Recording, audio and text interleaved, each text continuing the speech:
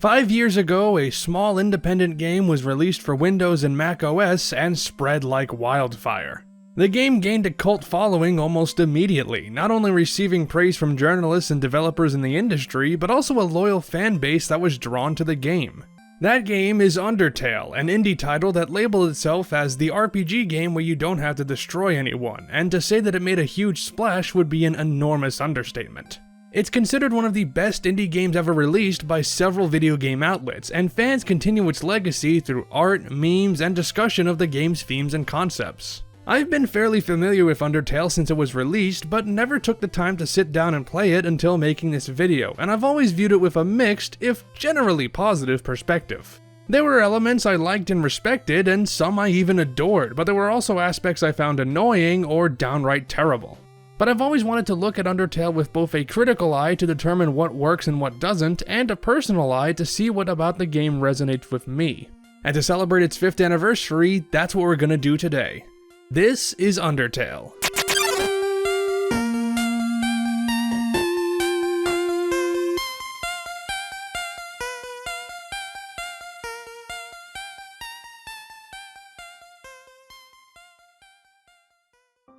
Undertale was created by indie game developer and composer Toby Fox, who, before making this game, was known for his Earthbound ROM hacks as well as composing music for the webcomic Homestuck. Fox was the sole core developer of Undertale, as he was responsible for the writing, programming, and music, as well as working on artwork with freelance artist Temmie Chang. He formulated the concepts in late 2012 and began development in 2013, first showing his progress to the Earthbound fan community Starman.net. Fox desired to create an RPG that deconstructed the tropes and expectations of the genre, especially in regards to the battle system. In particular, he wanted the monsters in Undertale to feel like characters rather than just the simple fodder that enemies in other RPGs felt like. Inspired by the Shin Megami Tensei series, Undertale allowed players to talk to its monsters rather than simply fight them, which eventually evolved into the sparing mechanic that the game would become famous for. In June 2013, Fox opened a Kickstarter campaign asking for $5,000 to develop the game, but by the time the campaign closed, it had raised over 1,000% of that goal, with a grand total of around $51,000. This put a lot of pressure on Fox to deliver a final product that would satisfy everybody, especially considering he was also balancing coursework at Northeastern University during its development. After nailing down the design of the game's areas and bosses, as well as porting the entire game to Game Maker Studio, Fox finally finished the game in mid-2015, releasing it in September. Thanks partially to the positive reception from Kickstarter backers and word of mouth, Undertale quickly became a sensation, gaining an immediate following and fan base that gravitated towards it. It garnered several awards and Game of the Year listings for 2015 and has since been cited as one of the greatest indie games ever made. Even in 2020, the momentum this game generated hasn't died down, and it continues to be analyzed regarding its themes, story, and characters. So what is it about Undertale that appeals to its fans, and will I find something in the game that I couldn't see before? Well, let's find out. Undertale begins with a cutscene detailing a war between humans and monsters who used to live in peace with each other. The humans won the war and banished the monsters to the underground, sealing it off with a magical barrier at the top of Mount Ebott that can be entered from the surface but keeps monsters trapped in the underground. One day, a young child accidentally falls into the underground, and it's up to the player to help guide them through this world filled with both hostile and non-hostile monsters and see them safely back to the surface. Undertale's gameplay is simple, so simple that calling the game an RPG isn't accurate, as it's more of an adventure game with RPG elements. Overworld exploration is limited to moving around and interacting with objects and characters, and the menu only allows you to view your stats, manage your inventory, or talk to characters via your cell phone. Outside of combat, your main objective is getting from room to room, which isn't always as simple as moving across your current location. Between points of interest, you'll be roadblocked by puzzles that must be solved by properly executing specific movements, action scenes that put your dexterity to the test, or story sequences and character interactions. It's a step above the exploration gameplay in other RPGs where all you're doing is moving from battle to battle, but still nowhere near as complex as adventure games that feature similar exploration styles. Undertale's world is very linear, meaning that getting lost is rarely a problem, and your biggest obstacle, besides enemies, is figuring out the solution to the current puzzle, which itself is incredibly straightforward. Because your only controls are moving and a multi-purpose interaction button, all the puzzles are solved by figuring out the correct pathway to travel or the right spot to perform a context-sensitive action. This all leads to traveling sections feeling lackluster, and while there is some emotional resonance thanks to interesting background details, there isn't any real tangible meat to these overworld sections. As you'd expect, where the gameplay is the most complex and interesting is the combat, which is presented in a first-person view a la Earthbound. Battles are turn-based, and since there's no initiative stat, the player will always make the first action. When it's your turn to move, you're presented with 4 options. Fight, which lets you attack a monster via timing-based button presses. Act, which lets you both check monster stats and perform various actions depending on who you're currently fighting. Item, which, as the name implies, lets you use an item. And Mercy, which lets you either flee the encounter or spare a monster. Every single encounter can be won by not killing the monster and letting them go free, assuming they allow you to spare them in the first place. With some rare exceptions, monsters can only be spared if the player meets specific conditions in battle, otherwise sparing them will simply result in your turn being skipped. You can spare a monster if you bring them to low health or you perform certain actions via the Act menu. Each monster allows you to do different actions usually tied to their character. For example, Greater Doggo will let you pet and play with him, and Snowdrake will tell jokes that you can laugh at or heckle. Completing an encounter either way will net you some money, but killing an enemy will also give you EXP, or as Flowey calls it, experience points. Gaining enough experience increases your LV, or your love stat, which increases your health, attack power, and defense.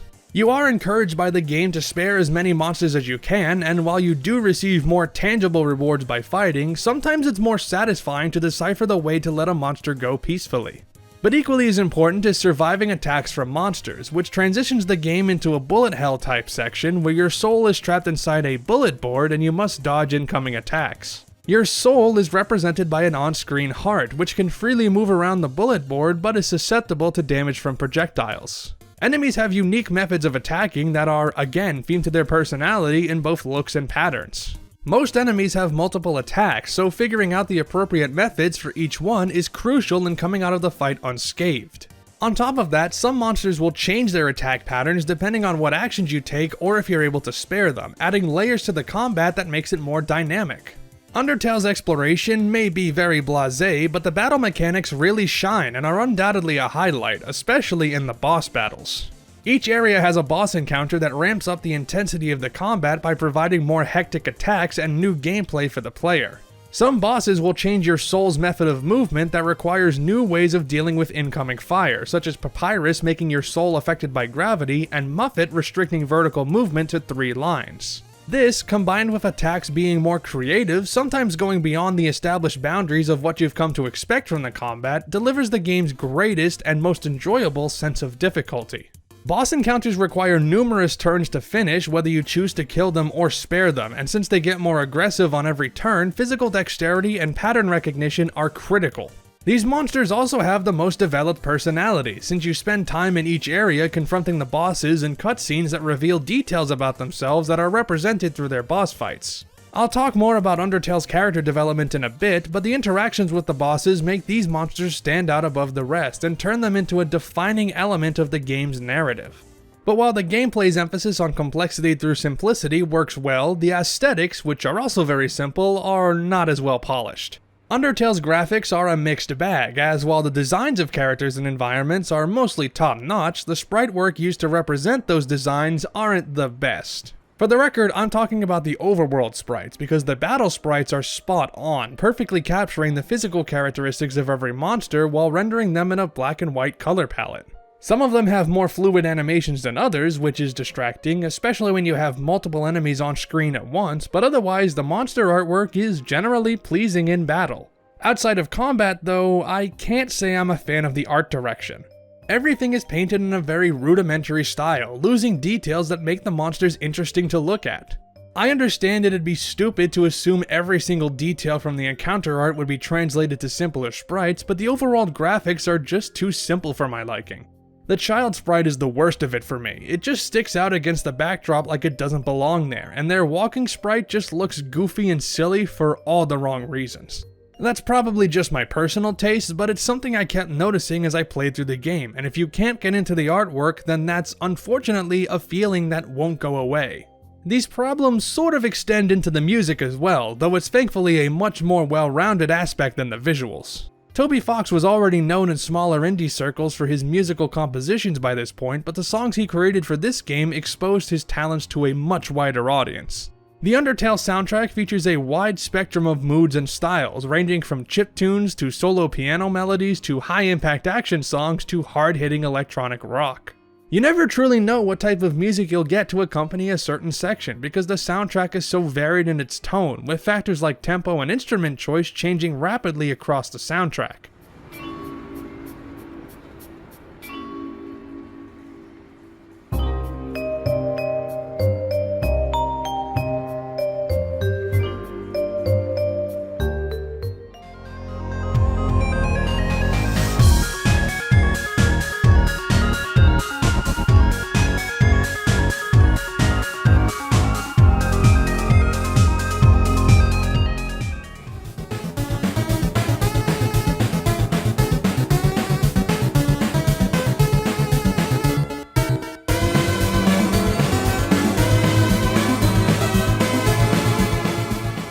It's certainly an eclectic mix, and one that might seem like a discordant group of songs, but since the story and characters are such a wild bunch themselves, the music being so diverse does make sense conceptually. But where I find Fox went a little overboard is the use, or I would say misuse, of leitmotifs. If you're unfamiliar, leitmotifs, in the simplest terms, are melodies that appear multiple times throughout a work's soundtrack. They typically represent a certain element of the work, be it a theme, a character, or a feeling that the author wants to repeatedly convey. When done correctly, it can solidify or boost the ideas and emotions of a piece, and to be fair, Undertale mostly does it correctly. The majority of these leitmotifs are placed in songs that reinforce the themes that Fox is highlighting, or establish the bond between different characters, and when it works, it benefits the overall experience. And I should also stress that there's never a point where these melodies feel forced compositionally, as each time a melody is repeated, it feels integrated into the song itself naturally. But sometimes these leitmotifs are used in places that seem completely random or without any thought put into them on a thematic level. For example, I understand why the Ghost Fight leitmotif is used for both Napstablook and Mad Dummy because they do interact in the story, but why is it also used for Muppet's song Spider Dance? The only connection I can come up with is that they're all mini-bosses, which I honestly think is a stretch and doesn't create a meaningful impact. It wouldn't be so much of an issue if leitmotifs weren't so prevalent in this game, with nearly every song sharing a partial or complete melody with at least one other in the soundtrack. I wasn't able to source a quote to confirm this, but apparently Toby Fox has stated that one of his reasons for using so many leitmotifs was to make it easier to create songs without coming up with so many new compositions. I get wanting to do this when you're working by yourself, and this doesn't detract from my enjoyment of the music because it is a great soundtrack. I just think that more thought should have gone into the use of its leitmotifs. As you continue on your adventure through the underground, you'll learn plenty of details about the world these monsters inhabit, both through interacting with characters and checking details in and around the areas. These details not only explain how monsters differ from human beings in this universe, but also what drove the humans and monsters to begin fighting each other and how the monsters can return to the surface. It's through learning about the underground and talking to the inhabitants that the game reveals how tough life has been for the monsters you meet. Undertale's world is alternatively happy and lively, and somber and bleak, thanks to the varying attitudes of the characters you meet along the way. In order to break the barrier, one needs 7 human souls in their possession, and Asgore, king of the monsters who is plotting to set everyone free, already has 6 when the game begins.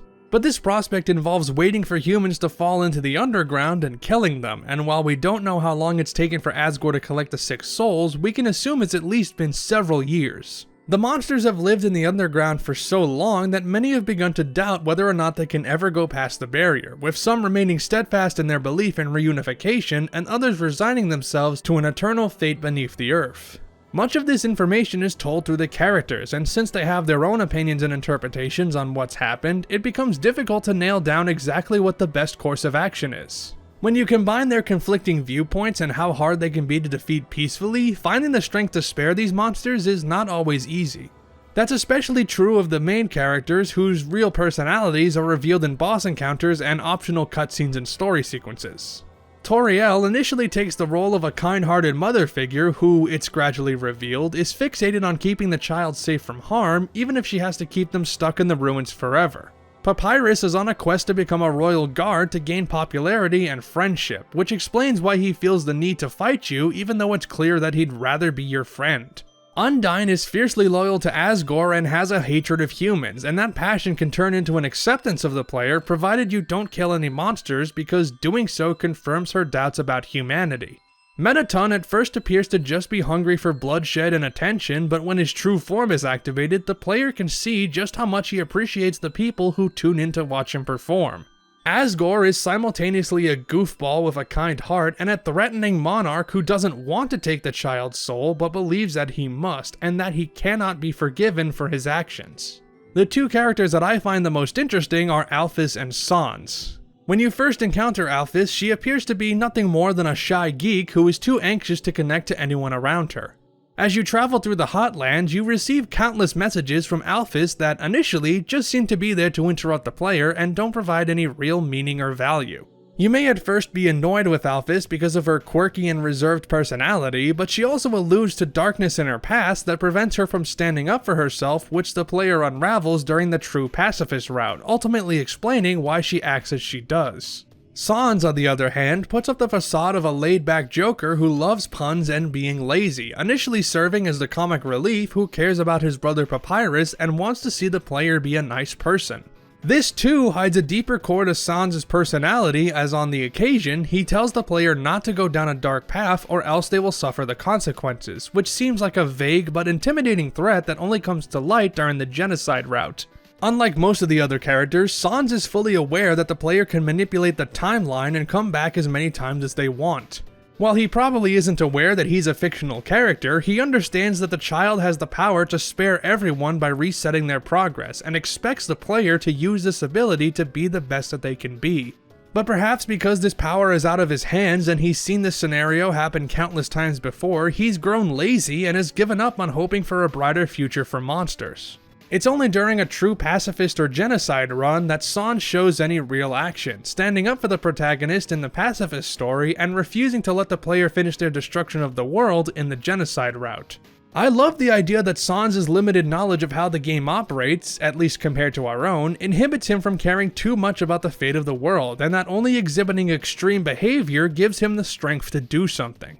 That ties into another prevalent design choice in Undertale that takes many different forms, the game's meta-referential tone. Despite the complex character arcs and dark themes sprinkled throughout, Undertale is, on the whole, a fairly lighthearted game until the ending, with plenty of comedic moments and fun, quirky characters. A lot of the game's humor is self-referential, poking fun at Undertale's nature as a video game and an RPG, as well as the various tropes that come along with that medium. The game's meta-dialogue usually comes in two ways, characters making in-universe remarks that also take a double meaning as jabs directed at the game, and the game directly addressing the player. Even the game mechanics take on a different connotation. For example, saving and loading the game becomes an essential part of the game's story and not just a way for the player to keep track of progress. I find that meta-referential jokes and storytelling can be effective if used in moderation, and Undertale does tend to dip its hand into that pot a little too often, not to mention very forcefully. Some of the dialogue that acknowledges meta elements feels tacked on, especially when the characters begin talking right to the player. But self-references aren't the only meta aspect of Undertale, as the game also references several other properties in both subtle and explicit ways. The game wears its influences on its sleeves, referencing everything from anime, cartoons, internet culture, and, of course, other video games. Earthbound and Touhou are the obvious comparisons, but I also picked up on influence from Yume Nikki with the exploration and weird characters. Undertale has enough unique concepts to stand out, but it can feel like the game is leaning too much on the laurels of works that came before it. That covers the journey through the main quest until the ending, which branches into different paths depending on your actions during the game. The neutral and genocide routes are available from the start, but you need to complete a neutral run to beat the true pacifist route. You're encouraged to tackle the neutral run first, as it gives you a taste of the backstory and introduces you to the central characters while leaving just enough information out to encourage playing the other paths. The neutral route simply requires you to reach the end, and you can kill or spare as many enemies as you want, including bosses, as long as you don't kill every single monster and activate the genocide route. The endgame begins when the player reaches New Home, the capital of the Underground, which is also home to Asgore. While traveling through this area on a neutral playthrough, monsters will tell you the story of King Asgore, his wife Toriel, and their son Asriel. One day, a human child fell into the ruins and was found by Asriel, who took them home to his parents. Asgore and Toriel raised the human as their own, and they lived happily until the human became sick and eventually passed away. The human's dying wish was to see the flowers from their village, so Asriel absorbed the human's soul and used it to cross the barrier. He then laid the human's body to rest in their hometown, but some nearby humans believed Asriel killed the child and mortally wounded him.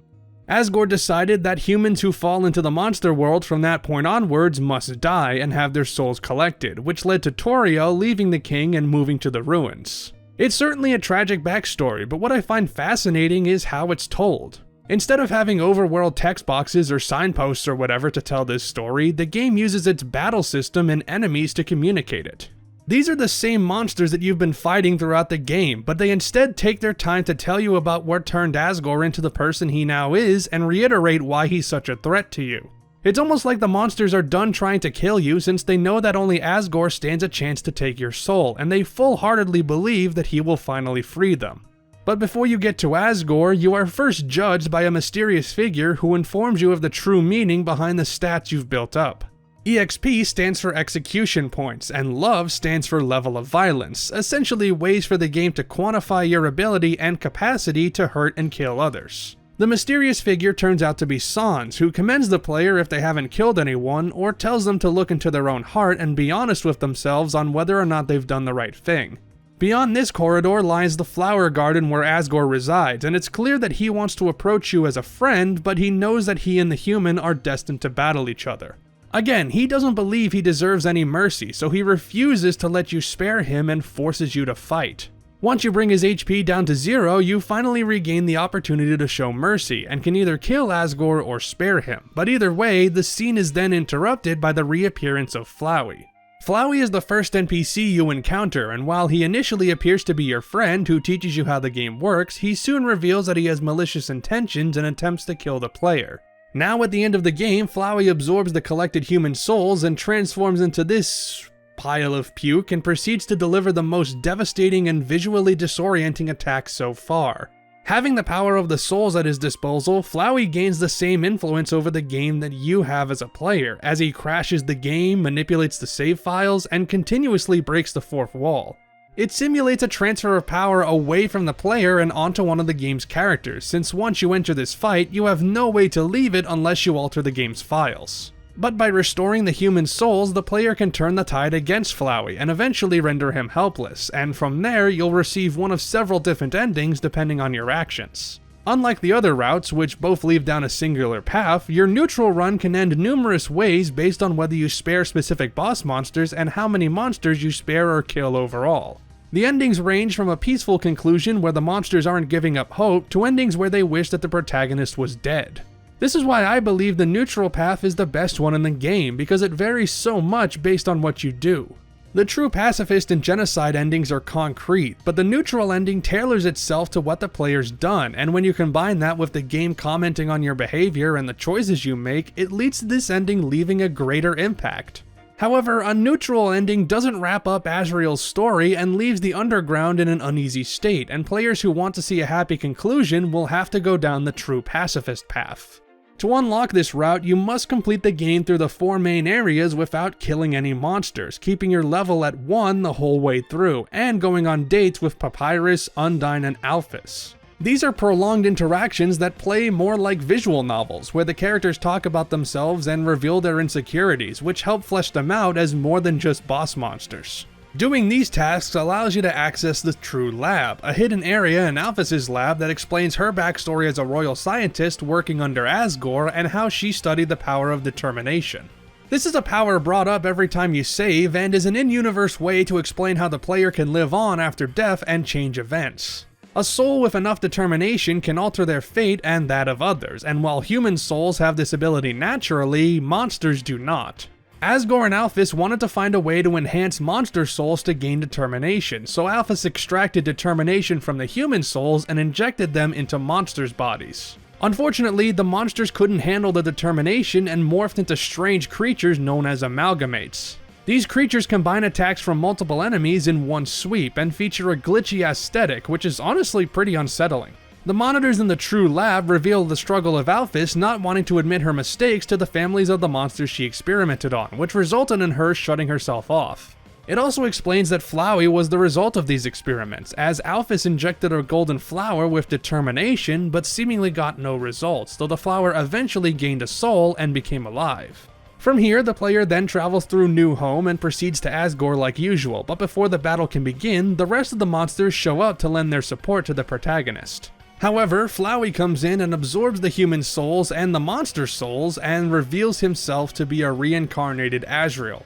Asriel transforms into a godlike form and confronts the player, and to win, you must not only survive Asriel's attacks, but also cleanse the souls of the boss monsters, as Asriel has corrupted them. You also must help save Asriel's soul, making him realize that what he's doing is wrong and won't solve the turmoil inside his heart. At this point, we learn that the child's name is Frisk, and Asriel uses his power to restore the souls of the monsters and dispel the barrier. Now that the monsters are free to roam the surface world once more, Frisk can either stay behind in the underworld with the monsters or leave to explore the world above ground. Regardless of your choice, the monsters begin enjoying their life in the surface world, and they appear to live a peaceful life alongside humanity.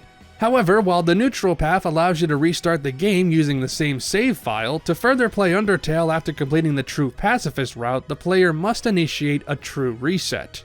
A true reset eliminates the memories of everyone involved, meaning that your progress with every character will reset to 0, and you must do this to start another playthrough. The true pacifist ending provides a fairly decent conclusion to people who want to save all these characters, and it allows us to see one of the main antagonists of the game, although I do have my problems with it. While I'm glad the final boss concludes the whole spare everyone theme, it does feel a little bit too mushy, not quite hitting a balanced emotional conclusion and leaning too far into maudlin territory. Also, while it does show us Asriel, it doesn't go into his story after he was reborn as Flowey, and doesn't explain why he transformed into the bitter, violent, insane character he is throughout the rest of the game. That information is saved for the final path, the Genocide route. True to its name, the Genocide route requires that you kill every boss monster and enough regular monsters to wipe out every area completely. And I'll be frank, I was dreading playing through this route, and although it was not as horrendous as I thought it would be, I still did not enjoy this path at all, and it's a big black mark on an otherwise very good game. It's not because of the moral implications, because I never connected with the characters enough to have any second thoughts about killing them. To complete a Genocide route, you must kill enough enemies in each area until the level is cleared, and for most of the game, that means grinding.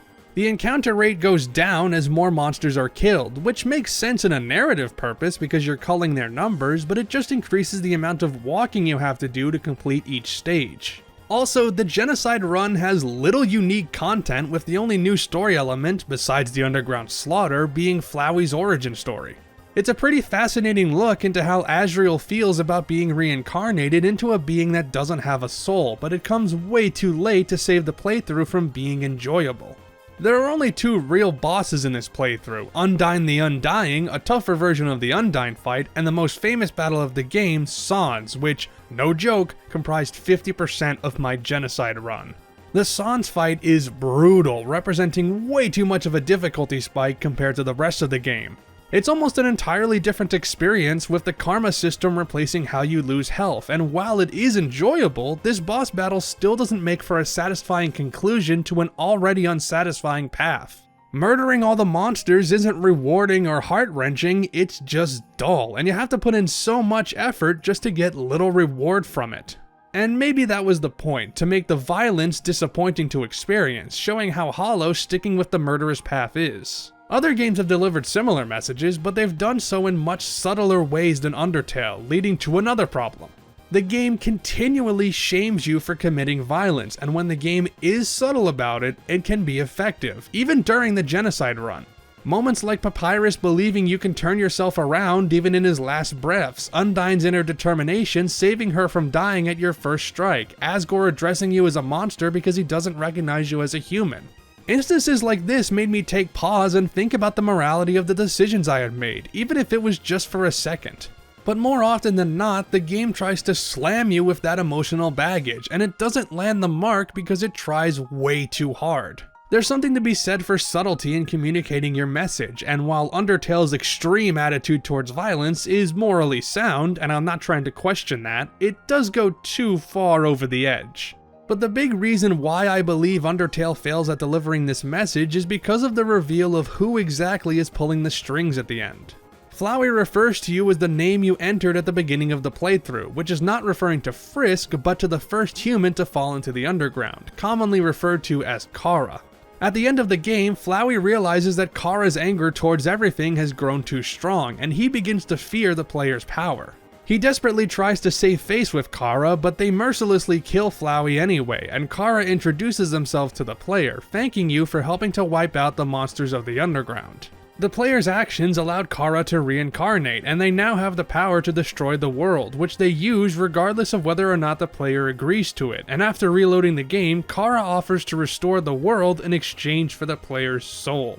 Doing so restarts the game back to its original state, but true pacifist and genocide runs are now altered to remind the player of what they've done, and this cannot be erased unless you mess with the game's files. From my viewpoint, Kara ruins the genocide pathway because of two factors: how easy it is to avoid the consequences and Kara's personality. For all the build-up the game has on the consequences of doing the wrong thing, it's not hard at all to get away with being a terrible person. I'm not talking about modifying the files, although that is easy to do, but rather how you can avoid your fate by playing the game in the right way. Undertale remembers your actions from previous playthroughs unless you activate a true reset, and as such, all your murderous efforts will be forgiven and forgotten so long as you don't take the final step.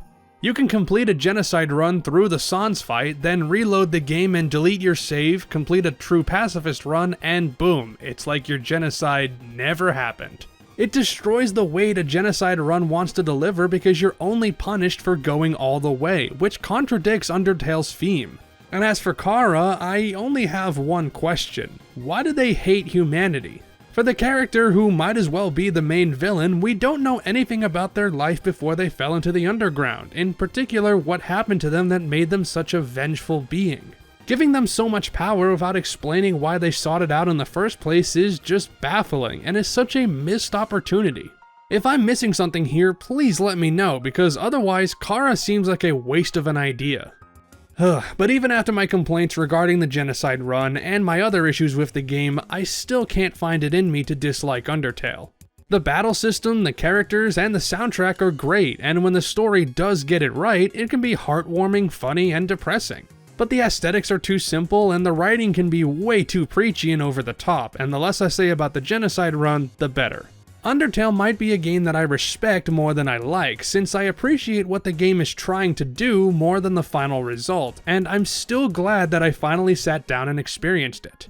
And regardless of how I feel about Undertale, the game's legacy has already been firmly established, and likely won't dissipate anytime soon. Toby Fox was appreciative of all the positive attention the game received, but was also stressed out by it because all the discourse surrounding the game inevitably led to a rising backlash against it. For the record, Fox has stated that he doesn't mind people who dislike the game, and understands that some people can't get into it, and I have to commend him for accepting those who aren't a fan of Undertale. If you're unsure whether or not you should give it a shot, I'd recommend a neutral playthrough, maybe a true pacifist playthrough if you liked what you played, and to avoid the genocide route at all costs. The game's not for everyone, but it has a massive cult following for a reason, and if nothing else, it proved that even an unassuming title like this could create a shockwave that continues to reverberate to this day. And that is truly remarkable.